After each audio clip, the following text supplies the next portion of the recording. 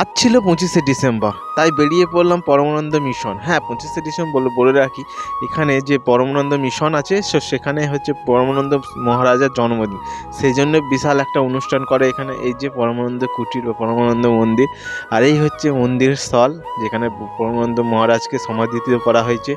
আর এর জন্য এখানে মানুষজনের ভিড় দেখছো, এই মন্দিরের মধ্যে রয়েছে তার সমাধি, তার দেহ।